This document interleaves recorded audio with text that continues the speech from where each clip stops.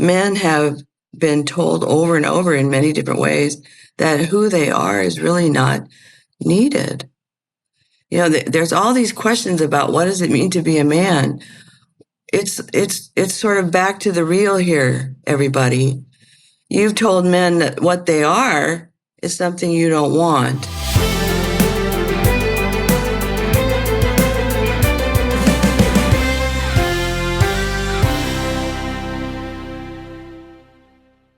Have you ever felt a growing sense of hope in a new day? Like when the dawn light breaks and the world wakes up. We feel that every day because we know that light changes everything. It opens our eyes to possibilities and it propels us forward. Light shows us where we belong. Light is what the world desperately needs. Be light at Franciscan University. Hey, thanks for joining us today on Our Reason for Hope. I just found out the other day from one of our producers that, more than half the people that watch this show, this podcast, do not subscribe to us. This is insane. I mean, what are you waiting for? Hit the subscribe button now. All right, back to the show. Welcome to today's episode. We're honored to sit down with a scholar whose work is reshaping the contemporary conversation about men, women, and the human person. Dr. Deborah Savage is a leading Catholic theologian and longtime researcher in the field of philosophical anthropology. She joins us to explore the questions that lie at the heart of human identity. What does it mean to be a man? What does it mean to be a woman? And what unique gifts do each bring to the world, the family, and the church? Dr. Savage's path to theology and academia has been anything but conventional, and today she'll share how her rich professional and personal journey ultimately led her to Franciscan University of Steubenville. Her decades-long research into the nature and complementarity of the sexes has become foundation for her latest and perhaps most ambitious project, the newly launched Institute for the Study of Man and Woman at Franciscan University, where she serves as founder and director. In our conversation, Dr. Savage will take us inside the research that has shaped her thinking over many years, walk us through the inspiration behind the Institute, and explain how its mission offers something profoundly new to both the church and to the broader culture. We'll also dig into some essential and deeply timely questions, the so-called crisis of men, the meaning of the feminine and masculine genius, the roles of men and women in the family and in society, and why sound theology must enter into dialogue with the sciences. Finally, we'll explore what all this means for Catholic students, for families striving for stability and holiness, and for everyday believers seeking clarity in a confusing cultural moment. It's a conversation filled with insight, challenge, and hope. So stay with us. Dr. Savage, so good to have you today. Oh, I'm so honored to be here. I really am. I really ought to have mentioned in that intro that we've known each other quite a while, and that you were very, very essential to my own scholarship when I was working on my doctoral dissertation. And you wrote the foreword to my own book, Healing the Culture and the Family According to John Paul II, which I'm so grateful for still. So you've had a great influence on me, and I think so highly of you, and I'm really looking forward to our conversation today. So am I. So let's start with your story. I mean, you have an unusual career path to this point, mm-hmm. and I don't think, like, if you thought of yourself decades ago, you would have imagined you would wind up teaching theology in Steubenville, Ohio. So how did we get here? Yeah, people ask me, how did you get where you are, especially young women. And I have to say, I actually have no idea. It was definitely God's plan because I didn't plan this, I started out as a factory operator in the semiconductor industry when I was 18. I won't tell you how many decades ago that was. There was a few. That's how I got through college. I put myself through college, and my undergraduate degree is in business. So once I graduated, I got a job as a production supervisor, and the rest is sort of history. I moved up the sort of chain of command worked in large corporations, mostly manufacturing organizations. And eventually opened up my own consulting firm. And what led me to the study of philosophy and theology was that along the way I discovered that the so-called Japanese miracle, some of your listeners won't even know about that. It was something that took place in the 70s and 80s, but all of a sudden, it seemed like from one day to the next, people started buying tiny little Japanese cars instead of Ford trucks. And I wanted to understand better how they'd accomplished that. They went from being completely demolished in World War II to the second largest economy in the world by 1963. And the methods that they learned about actually were taught by Americans, developed and taught by Americans. So there is a point to this kind of long story. What I discovered, and I guess I was the only one who realized it, that the reason they were successful using those methods was because of their spiritual traditions. There were even management papers written that made this explicit connection, demonstrating that there was a way in which the Confucian virtue ethics that undergird their culture had grounded their ability to be patient, to seek the good always, and and other virtues that were central to good work. And I thought that was curious. What was there missing? Or was there something missing from our own tradition? What had happened that it was clear that the Christian tradition was not informing our work behavior in the same way. So I went to find out the answer. And once I got there, I read Aquinas. I had read him before, and that was all she wrote. So I kind of left. My first questions were in Catholic social thought and the free market, the moral capitalism questions. I still have those.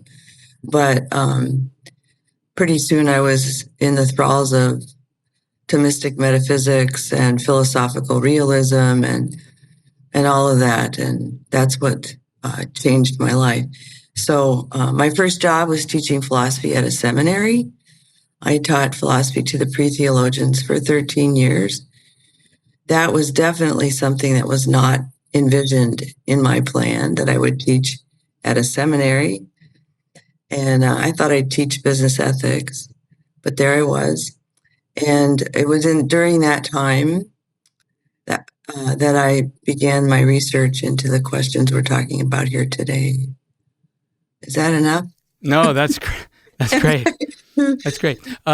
It's interesting that you mentioned Thomistic realism. Of course, you and I have had many conversations about this very topic. Mm-hmm. Maybe you could just explain for our listeners what that is. Obviously, they may have some familiarity with St. Thomas Aquinas, but what does it mean that his metaphysics was realistic or a realist? And why is that, I think, if you wouldn't mind just expanding, why is that so instrumental even in the conversation today about what it means to be a man and a woman, in particular in a moment when people are not identifying the body personally and subjectively? Yeah. I'll do my best. One of the things that is illuminating, I think, is what Chesterton says, which is that the philosophy of Aquinas is the philosophy of the man on the street.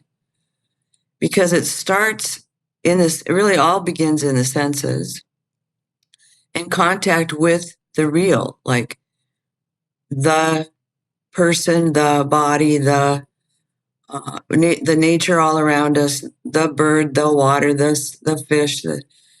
Metaphysics in the modern understanding of it is something that is divorced from the real. It's a speculative endeavor that sort of makes things up a little bit in the head, right? Like Descartes was sitting next to a fire, drinking sherry, while he wrote his meditations, in which he said, "I'm not sure I have a body." as he put more wood on the fire, because it was getting cold in the room, I'm not sure I have a body. That's not Thomistic metaphysics. It's not Aristotelian metaphysics. Aristotle and Aquinas both start with the real world and discern in the real world those universal truths that you can say about everything. Okay, so the reason it's so important is because the church's entire edifice of teachings, all her truth claims, are grounded in this realist metaphysics. We start with what is actually real, knowable through the senses, and go from there. So a curious thing is that the Catholic understanding of the human person and man and woman, since it begins with the facts about them, it actually begins sort of in what the science can reveal even. The Catholic Church is really the only one grounded in the real in all the questions we're debating these days about gender. The Church is, funnily enough, the only one with legitimate science at work, right? So curious, so ironic. So as you were drawn to these questions, particularly questions about man and woman, your study of Aquinas was complemented by the work of John Paul II. And in fact, if I recall correctly, your doctoral dissertation dealt with John Paul II's encyclical on human work, and so talk a little bit about how the insights of John Paul II complemented what you were seeing in Aquinas's metaphysics, and how it led you to these questions about the human person and then man and woman, particularly. Yeah. So I didn't really grasp the full meaning of John Paul II's own anthropology until I was writing my dissertation. I was interested at first in the work of Bernard Lonergan, who was a particular type of Thomist, but he uses similar language to what John Paul II uses in terms of, let's say, the prominent place that lived experience has, and other things. Their accounts of the self-transcending subject seemed similar to me, but they're in entirely different schools of Thomism. So I loved Aquinas, and Lonergan was a Thomist, so that was already covered. And I loved John Paul II as Pope. I mean, he was my hero. My main topic, really, and my main interest was what I ended up calling the conversion of the acting person. Could you be converted through your work that you do in the world?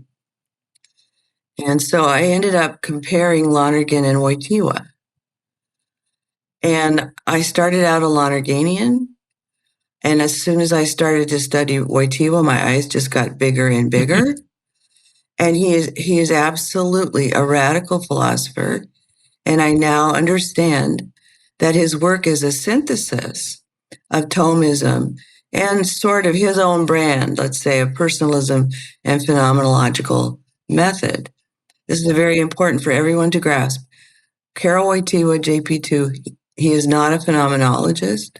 He's a Thomist who is reminding everybody that Thomas's work and the definition of the person introduced into the tradition by Boethius, the person is an individual substance of a rational nature, simply reduces the human person to what he calls a cosmological reality, someone who exists in the order of creation as a sort of abstraction.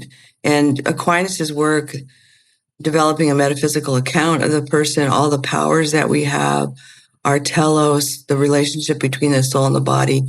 There's no better place to go than Thomas's account of that. But Wojtyła says, hold on a second, everybody. You haven't gone far enough. Leave man on this order of creation where he is. Everything Aquinas says is true. And it laid out the metaphysical terrain that we've all been benefiting from.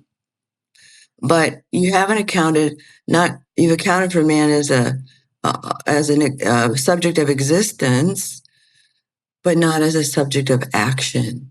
Mm-hmm. There's an inner dynamism to human subjectivity that needs to be explored. So he argues, and he's absolutely right, that human subjectivity, distinguishable from subjectivism, that's not what he's doing.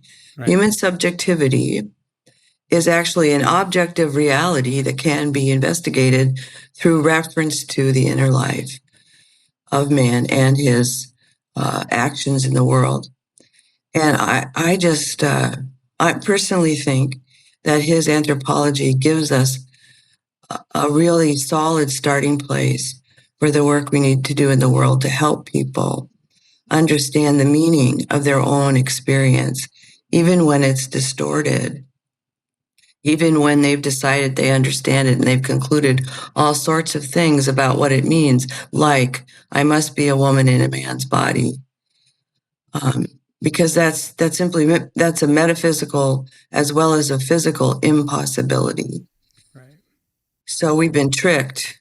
I also have found myself that approach of John Paul II's is an important evangelical tool. Oh, yes. Because what winds up happening is, since people, whether they know it or not, have inherited a way of looking at themselves in the world that comes down to them, let's say from Descartes for the sake of argument, that they're all wrapped up in the workings of their inner world and their consciousness and their own quote-unquote subjectivity, but they can't break out. So everything becomes subjectivism. It becomes what I feel is right, what I think I am is what I am, all those kinds of things, where Thomas's realistic metaphysics is what is almost, in a sense, the interpretive key to our experience and our lived experience. So therefore, it enables us to help people who are stuck in themselves to reconnect with the world as it is and as it was created by the Lord.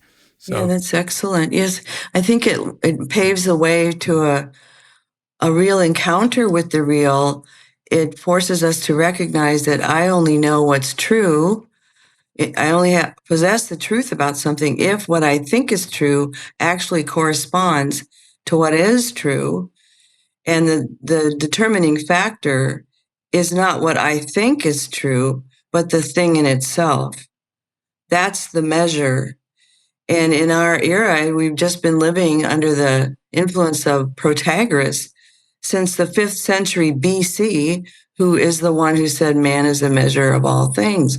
And he's not. That leads to disaster, to the tragedy we're witnessing all over the world, really. Yeah. Right. Yeah. So return to the real is for me, a battle cry these days. Yeah. I agree. So how did all this turn into your love for the study of man and woman and the importance of that today? Was that because of your encounter with John Paul II as you went further into him?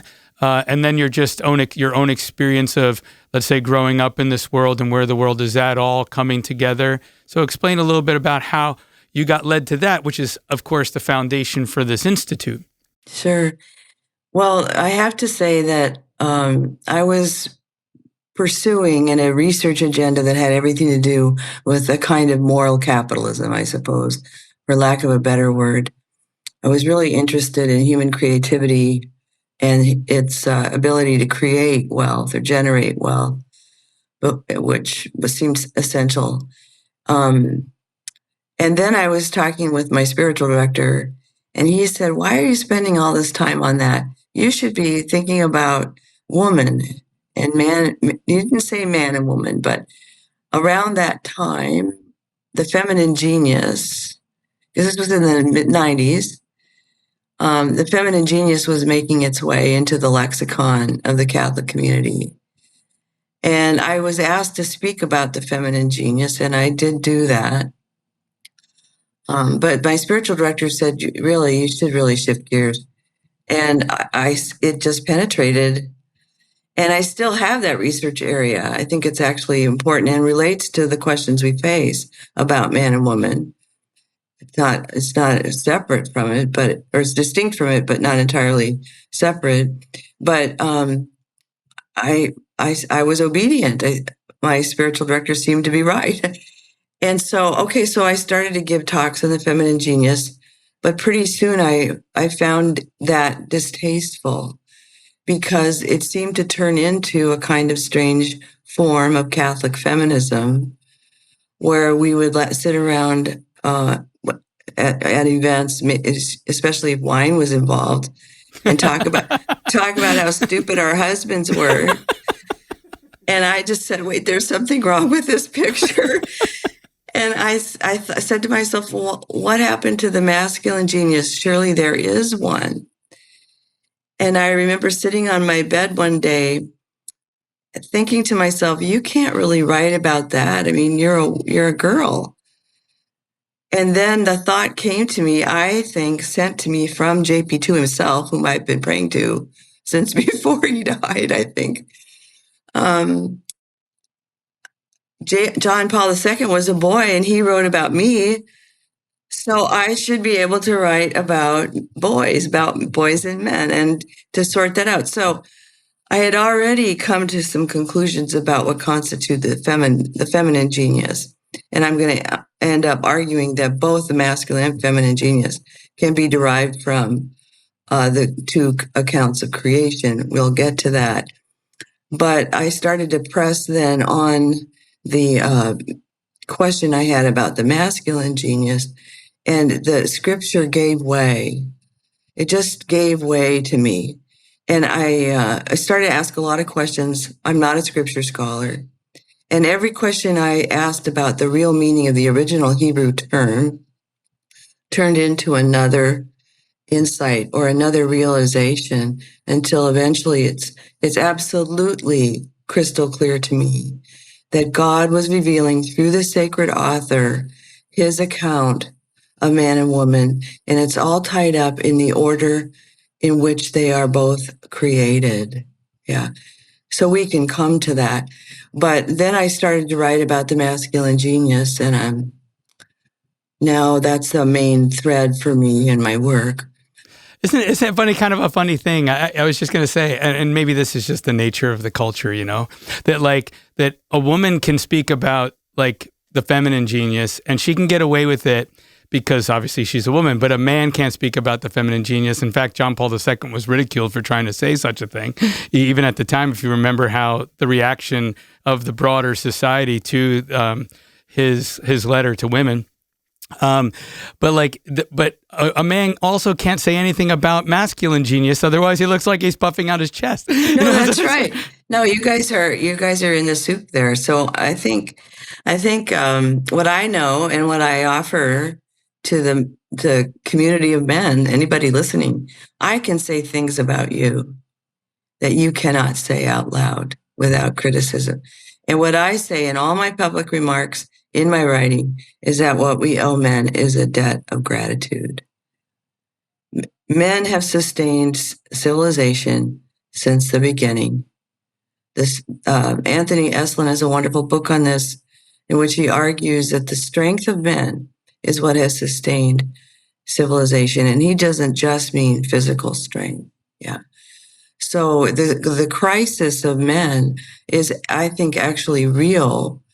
Their data seems to support it, but we better fix it and fix it fast, because we need both men and women to fulfill God's plan for us. And the problem is you can't understand woman apart from man or man apart from woman. And so just one other thought about this. In 1995, John Paul II sent out an Evangelium Vitae. In paragraph 99, he calls for a new feminism. But many of us thought, okay, I guess that's what we better do. What would a Catholic feminism look like? But I argue in a recent article I published that that's actually a trap. Not a trap he set, but one he was just saying, in 1995, second wave feminism was on the upsurge. It was, making all sorts of promises that it turned out it couldn't keep. John Paul was simply speaking into the culture. And if you read paragraph 99 in Evangelium Vitae carefully, you see him define it in a way that actually points back to a decade of work on these questions, which ended in 1989 with his letter on Joseph. After that, he doesn't write about it anymore. From the beginning of his pontificate in 1989, he does the Theology of the Body. He writes Mulieris Dignitatem in 88. He writes his letter about Joseph, a Redemptoris Custos, on the anniversary of the promulgation of Mulieris Dignitatem in 1989. And then the next decade, he's on to the social questions.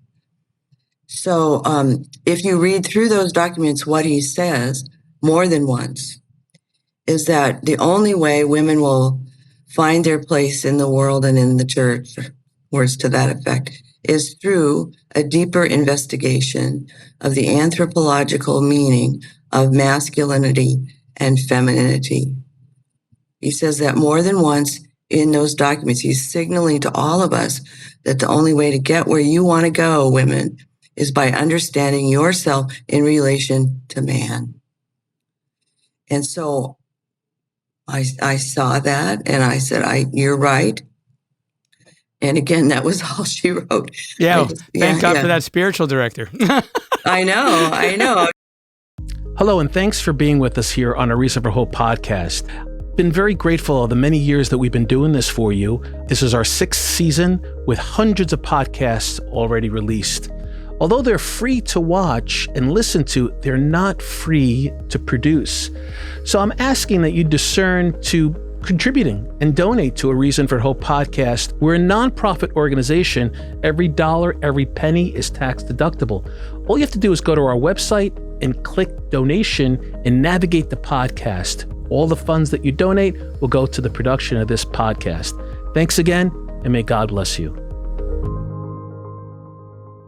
So listen, why don't we just, if you can, just briefly delve into a little bit of these insights. I mean, I don't want to steal your thunder with work you've got coming out, but I'd love for the audience to hear about particularly how you think in the creation stories of Genesis, how you can see a masculine genius in relation to the feminine. And I think that would be really wonderful I know what you're going to say because I've heard you talk about this, which I think is lovely, but I think that it's got such a broad appeal and it will just be a light bulb going on for people. So if you might share some of that. Absolutely. First of all, let me preface all of this by saying that I would argue that the use of the term feminine genius by John Paul II was really a rhetorical device. He's pointing to something that everybody knows about. Anybody with a mom knows about the feminine genius, right? But he's a philosopher, and he would know that he has to do more work to ground that in a robust anthropology. What sort of attribute is that, right? I don't need to pursue that. Your listeners would turn us off. But he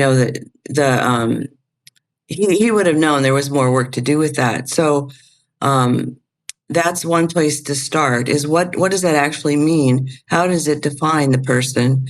Does it define the person, and in what sense? So so the return to Scripture was to sort of begin anew this investigation into the source of this genius that women clearly possess. Another preliminary remark I should make is that he says in Theology of the Body, 2nd and 3rd audiences, he claims that Genesis 1 is about man in the abstract, the Thomistic account, and Genesis 2 is about man in his subjectivity, the personalist account. He makes that claim, but he does not demonstrate it in the Theology of the Body. In the 7th audience, he says, I'm not going to worry about that stuff. So I said, well, that's fine. I'll do it. and I wanted to see if you could really make that claim. So my work has been to unpack that, to ask that question, to persistently say, is that really legitimate? Was he trying to get away with something there? Or is it really true? And I have discovered I can demonstrate that he's right. Because the first account of Genesis demonstrates without question that the Semitic author, when he uses the word Adam, he meant, at least in the terms that the Semitic language would allow, man in the abstract. Adam stands for man in the collective sense in the Hebrew language, which is equivalent to our man in the abstract, man per se, etc. Okay, there's much more we could say about that. But the subjectivity of man and woman, which appears in the second account, you really have to trace the order in which both of them appear, right? So the account begins by recognizing that there is a hierarchy in the God's act of creation that emerges as you go through both accounts. God first creates the sky and the land, and then the waters. And I can't remember all the things, but sea monsters are in there somewhere, right? And there's a gradual evolution. I don't mean that in any Darwinian sense, but there's a gradual progression of the created order from sort of lower things outside of man, to higher things. So it all culminates in the creation of man and woman, male and female. He created them. The second account also has a similar progression. Adam is made from the earth, but woman is made from man. Alice von Hildebrand has a funny saying, and she says, would you rather be made of mud, or would you rather be made of Adam's rib?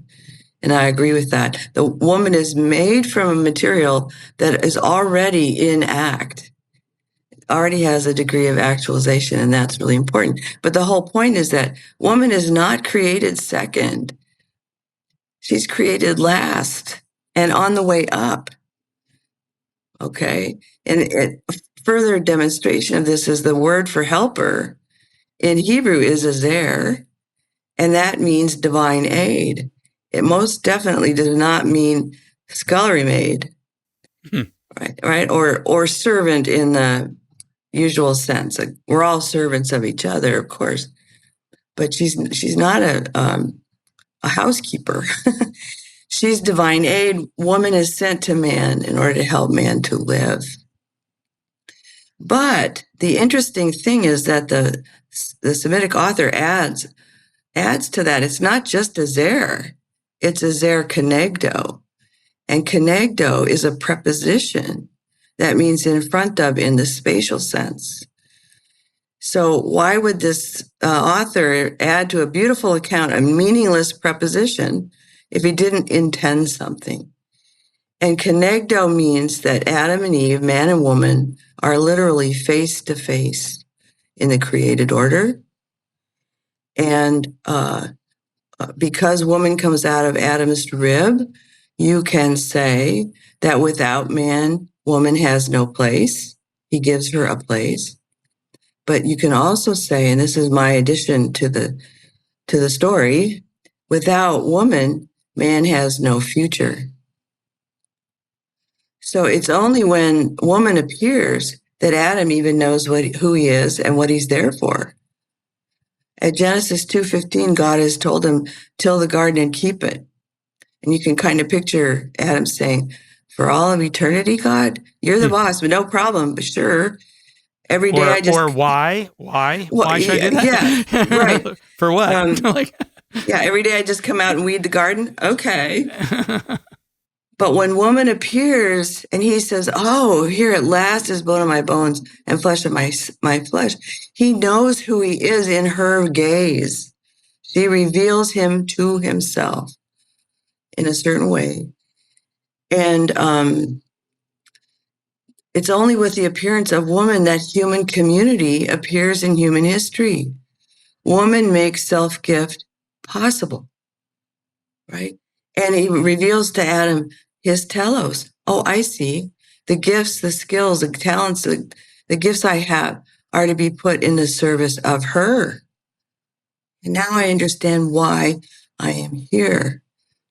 And so my argument is that the feminine genius itself is apparent in the order in which man and woman are created, because man is in the garden alone for some period of time. It's clear from the scripture. He's given dominion over all the things. He's given the task of naming everything in nature, right? Aquinas argues he must have had a distinct preternatural gift to be able to do that, to see into the nature of things. And I argue that the masculine genius, maybe I should just start there, is found right there, well known in the science. Social science, neuroscience illuminates the fact that men are more object-oriented. Little boys will drop everything and go unpack boxes of toys when they arrive at the door of a preschool. Little girls will drop everything when new kids arrive. The boys will just say, whatever, come join us if you want. So there's all sorts of evidence that men are more object-oriented, and it's clear from history that men have command over the created order that has permitted civilizations to survive. Okay. So I say the masculine genius is connected to this reality visible in the creation of man and woman that reveals him to be an expert on creation. He knows what it is, he knows what it's for, and he's created systems that allow him to decipher what can be predicated of it and how to distinguish things and things like that. So, but when you look at woman has never lived in a created order not already inhabited by persons. The first thing that she sees is Adam's face.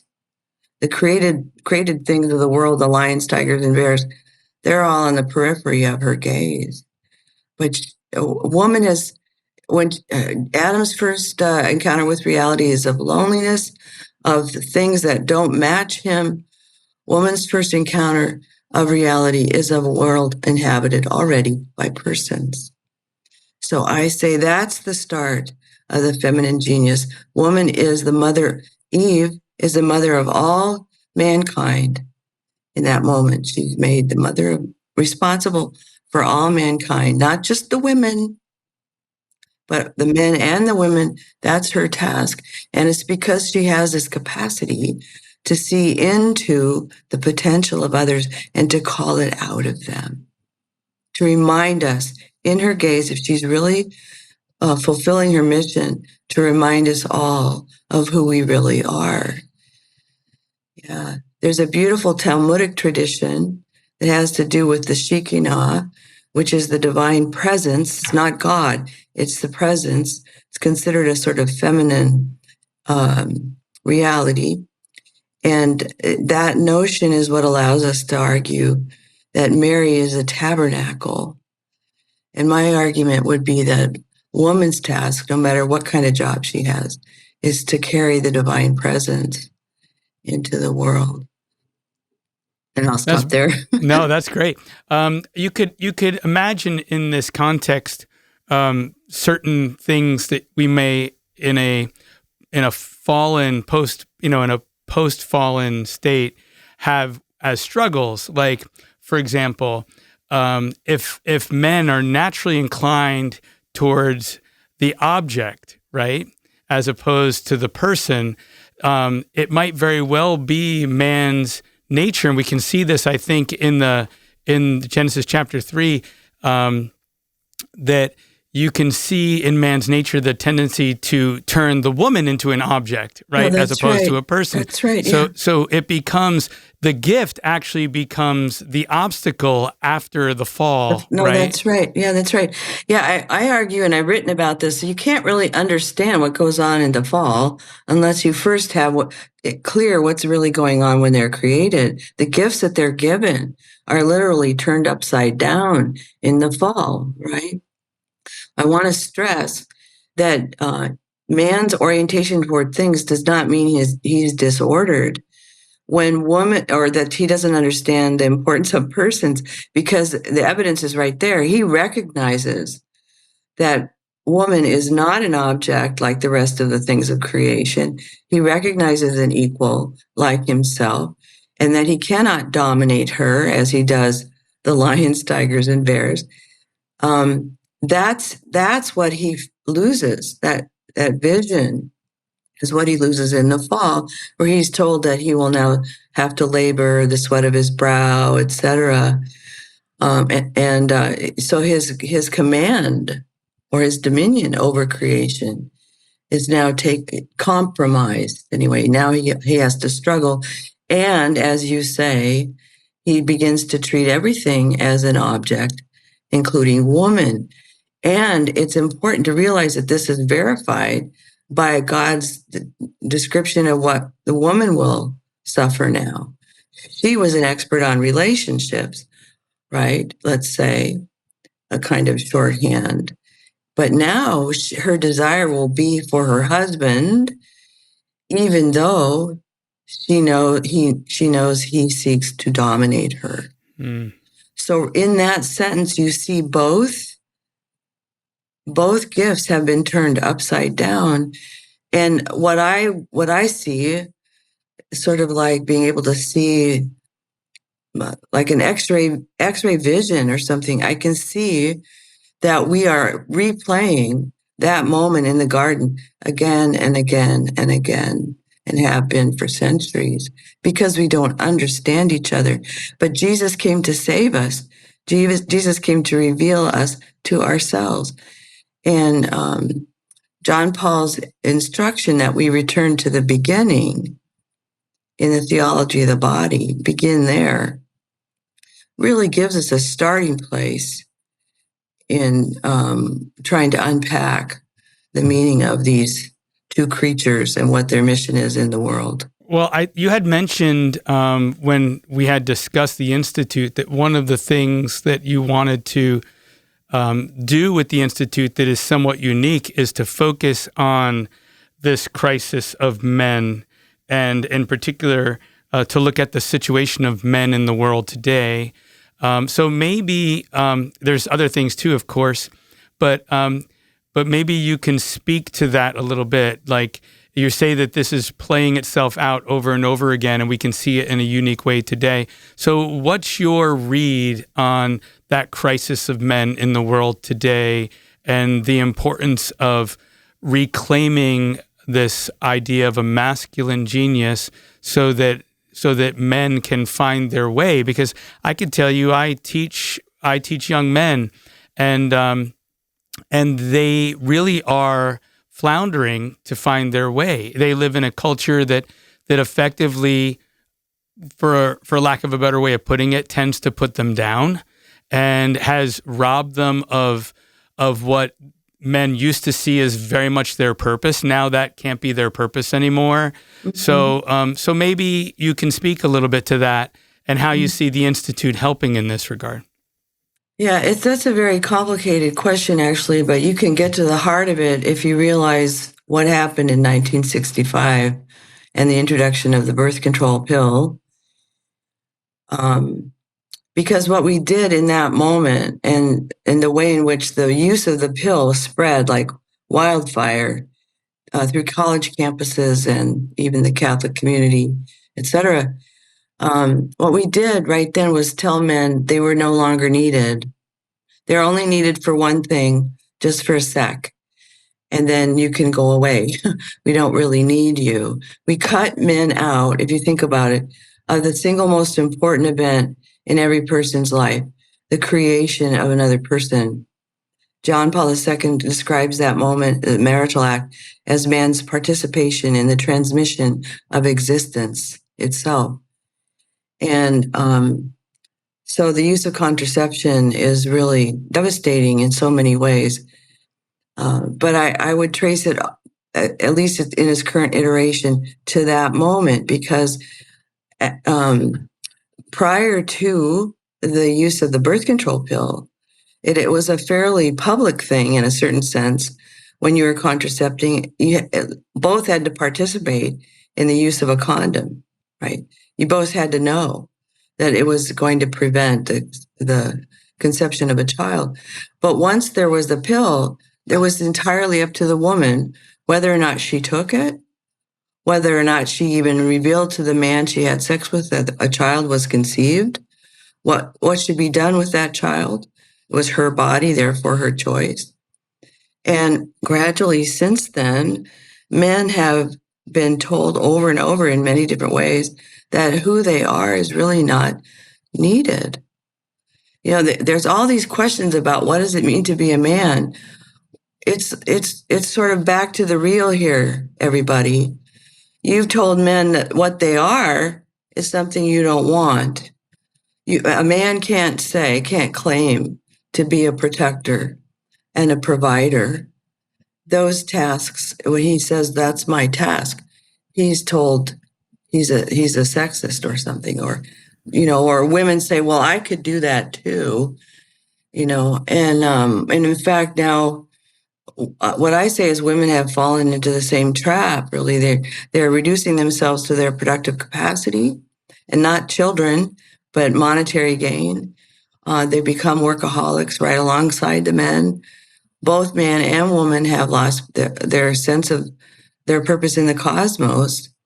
And my argument would be that it happened when women lost their place. Now men are losing theirs. So, the crisis of men is a real thing. That fewer men graduate from college. More men die from suicide. There are more men killed on the job than women. They tend to take the most dangerous jobs because only they can do them. There's just so many signs. It's in the literature all over the place. And now finally the public is saying, wait a second, what do we do? What did we do? And if you read those accounts carefully, that's one of a writing piece I'm working on right now. You can see that people absolutely have no idea what to do, because the territory of what constitutes masculinity has been walled off. The American Psychological Association published guidelines in 2019 for working with boys and men in therapeutic encounters. And in the original version of those guidelines, they referred to traditional masculinity as toxic. Right. It's sort of an interesting thing. I've given some thought to this. One of the things that's interesting, I find, I don't know if you've seen the research on this, but there seems to be among Gen Z, there has been a surge of conversions to Catholicism. I don't know if you saw that, and it's mostly among men. In fact, for the first time ever, more men are going to church than women percentage-wise. And politically, men are trending more conservative and women are trending more progressive. So the divide politically between them is even growing. It's all this very interesting stuff. And I think at the bottom of it is that there is this sense in young men that I'm just tired of being told I'm not who I am. Like that there's a sense of them who in them that desires what is authentically masculine and to let that come forward. And so where do they find that? They find that in more traditional religious communities, right? They find that in maybe more conservative political circles. And that's a little bit encouraging insofar as it almost seems like there's this little undercurrent that, young men today have kind of had enough of being told that everything they do is toxic, right? But the danger there is that people like Andrew Tate become popular, which is genuinely toxic masculinity, Absolutely. right? Yeah. Because it's an excess vice, but yet nevertheless, he's got a lot of young men who are attracted to him. And that's also a result of this almost reaction to anything masculine being toxic, but that's the danger. So I guess the real issue for young men is how can we affirm that instinct which is good in them about what authentic masculinity is and that desire for it, and channel it in such a way that it's positive and really living out what God has revealed about authentic masculinity, and not running to an extreme pole that would literally be toxic. And I don't know if that resonates with anything that you've been looking at or researching. Oh gosh, yes. It's two things I would say. I'm not sure in what order they go, but one of the things is that women need to, those that are wise, that are seeking their own fullness of being, need to explicitly affirm men when they do things that are manly. For example, on campus, when a young man asks if he can help me carry something, I do not say ever, "Oh no, I'm fine, I got it." I always accept their help, right? If a man wants to open the door for me, I don't say, as some women would, that's okay, I got it myself. Women are these days, they think that in order to be human, they've got to do it everything independently. And that's a distortion, okay?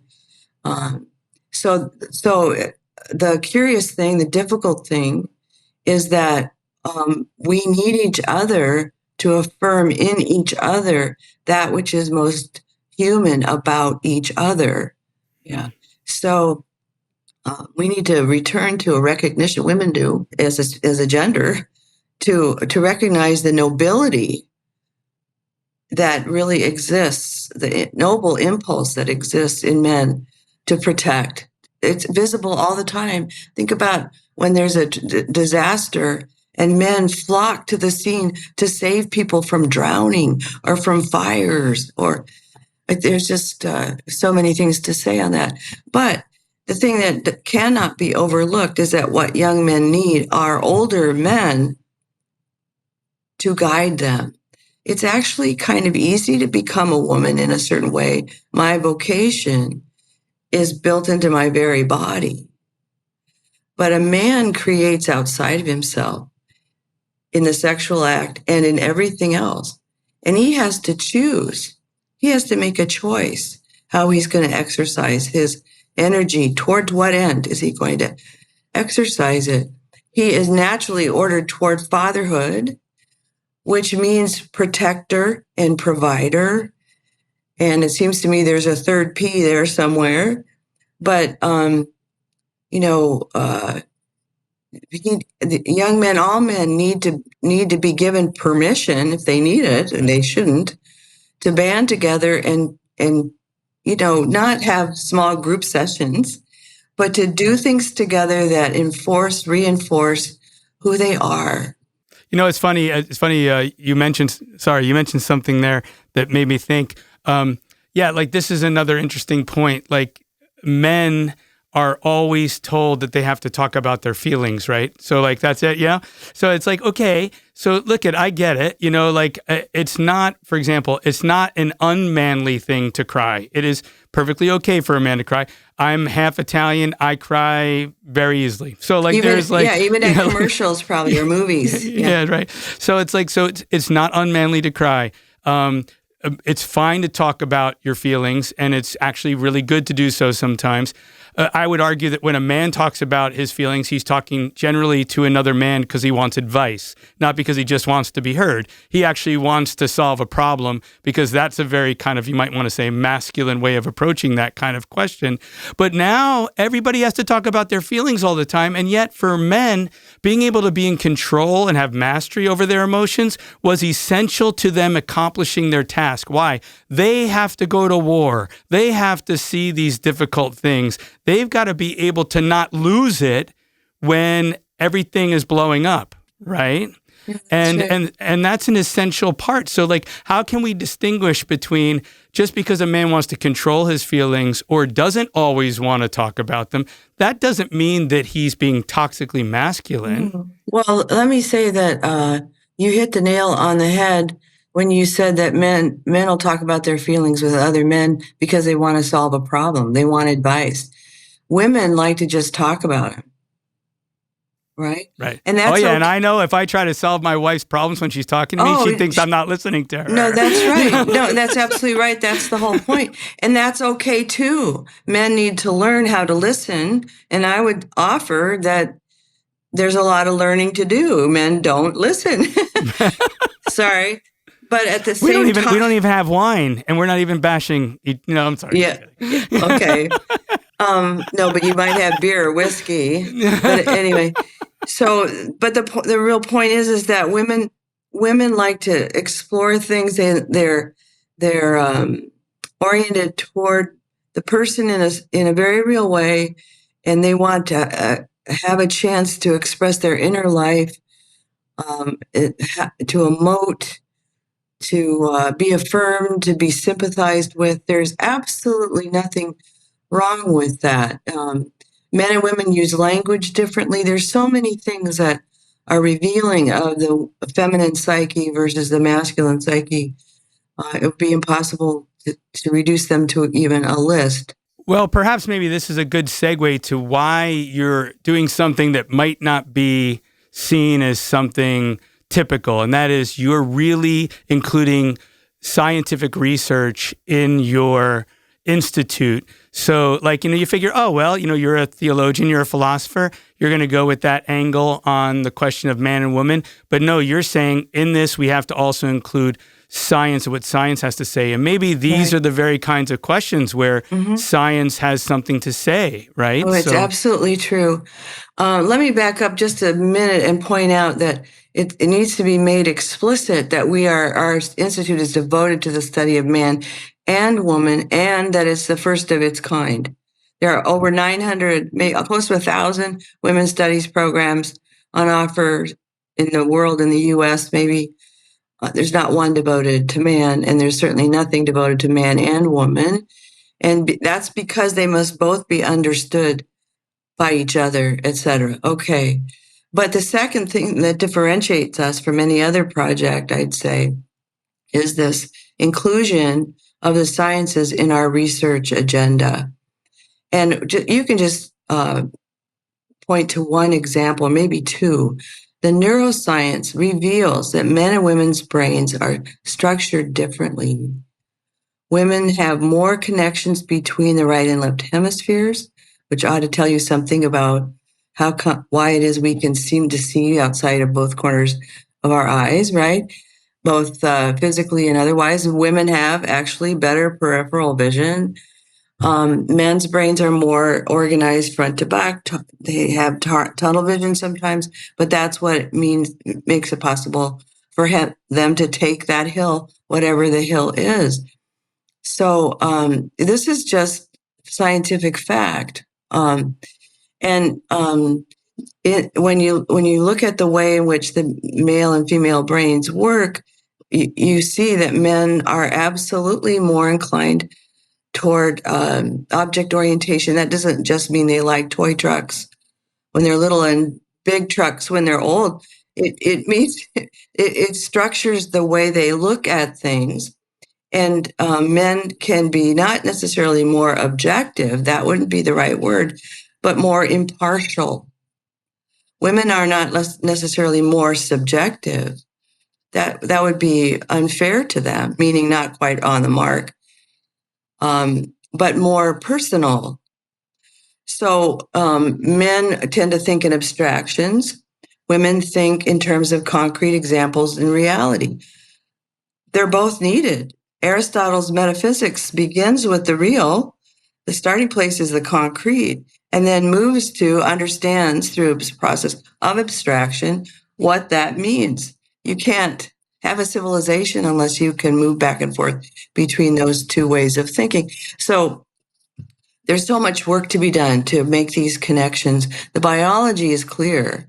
No matter what you say, the biologist on our committee, on our research team, says, and I believe him, and I've seen his data, you can always determine the sex of the child, even if their genital organs are confused, even if it's unclear for whatever reason. You have to run different tests, but at the heart of everything is the fact that we were created only male and female. There must be some reason for that. And the church's question is, why did God create us male and female? And what are the consequences or implications of that decision?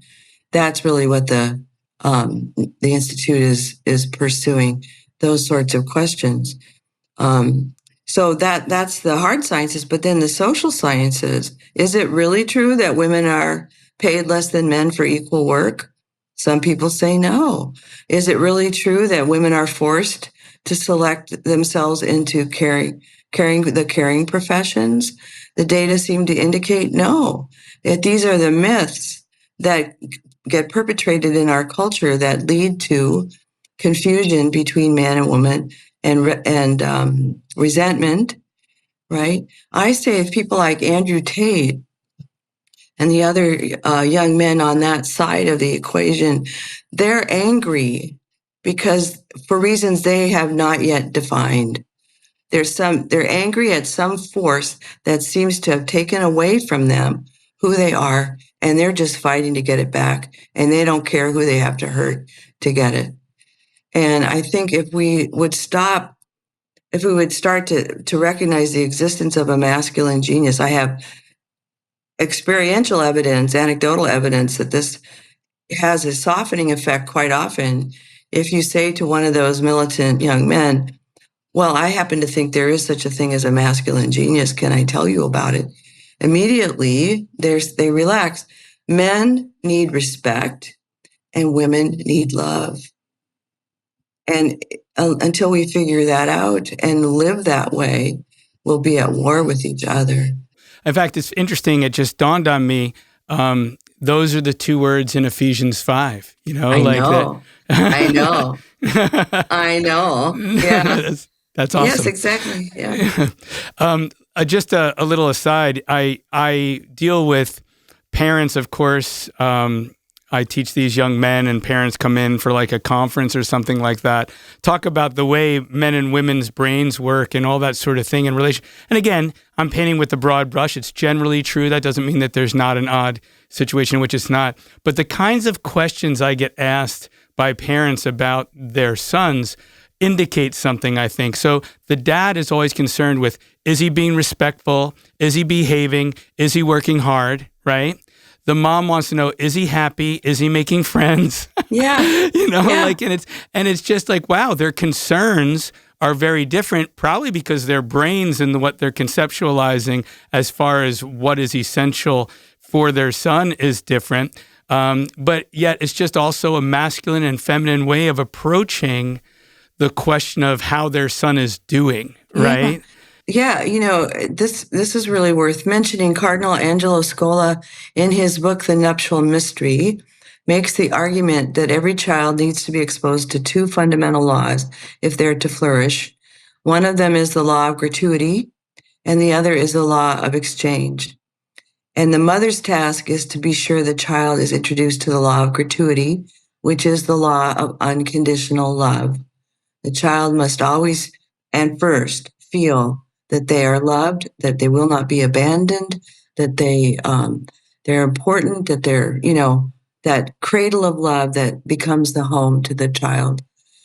The law of exchange is the particular task of the father to introduce to the child. What does that mean? The law of exchange has to do with the fact that nothing is free, that you don't get to bask in the warm glow of your mother's love for your entire life. You have to move out into the world. You have to offer something back to the community for the gift of your own life and for the fact that the community is supporting you when you can't. And from the father, the child learns how to take risks and learns that risks sometimes lead to failure, but that you recover, right? They say if it weren't for moms, kids wouldn't make it past the age of 4. But if it weren't for dad, they would never learn to take risks. Anyway, I think that Cardinal Scola is correct about this. And you just gave the evidence of it, right? that a woman has different concerns. She pays attention to different things than the man does. But the thing that needs to be clear to everybody is that both are important. Both laws need to be in play for a person, male or female, to flourish.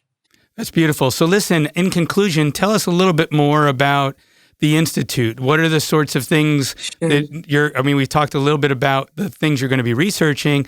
What are some of the things we can look forward to coming out of the Institute as it develops and grows? Yes. So we do have two aspects to our mission. One is research. So our purpose is in that regard, is to articulate a coherent, robust account of man and woman, one that is philosophically, theologically, scientifically grounded.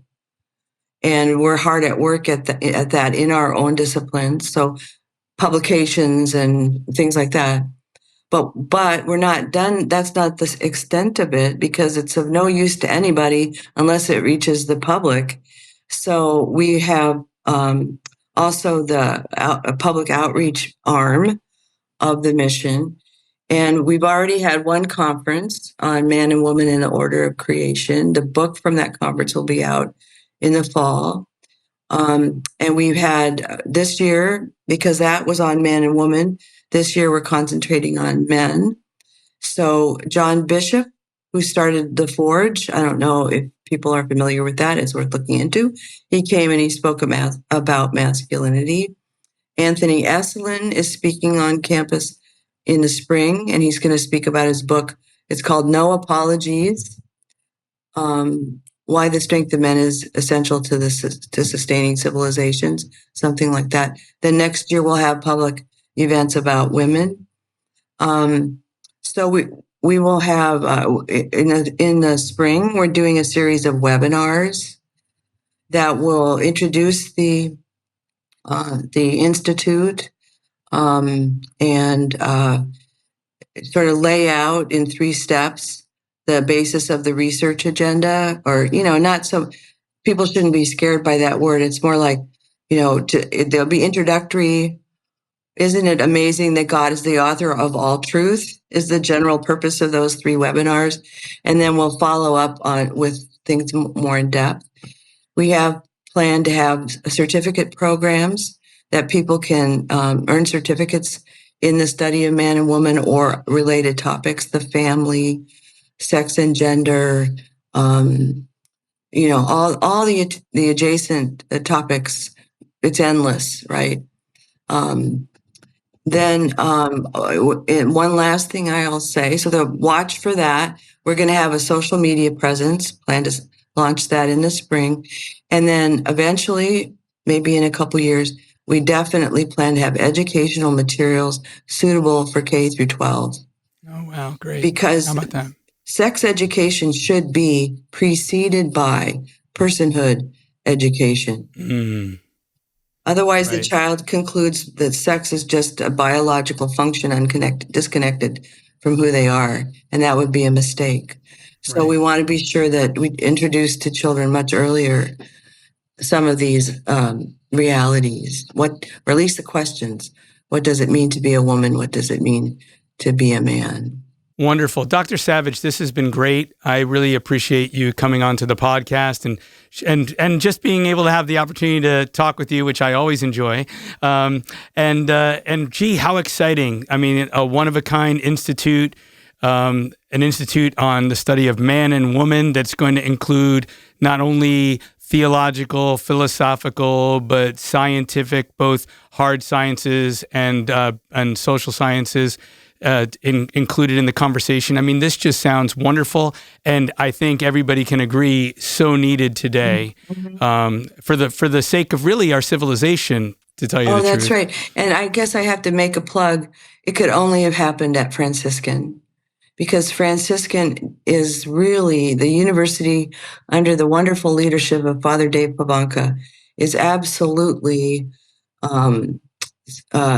intent on doing just that, on somehow recovering the culture of life and the culture, Western civilization or, that I don't want to be too dramatic, but clearly it's under attack, and there needs to be a coordinated effort to respond adequately to that. Yeah. That's lovely. And we are grateful for Franciscan University. Yeah. We've had the great opportunity of doing some work together with Franciscan, and it's always been a grace. And we're happy to be involved in promoting this institute. Yeah. You are. No, you are. You have been. Thank you so much for your support. You're very welcome. Well, Dr. Savage, God bless you. We'll be praying for you. Please pray for us, and we'll talk soon. Okay. Thank you. All right. Peace. Peace. In addition to producing this podcast, Array of Hope is also known for producing events such as retreats, missions, conferences, and concerts. If you'd like to learn more about what we offer, just go to our website and click on Experience. There you can see and learn all the various programs that we offer. God bless you, and we hope to see you soon.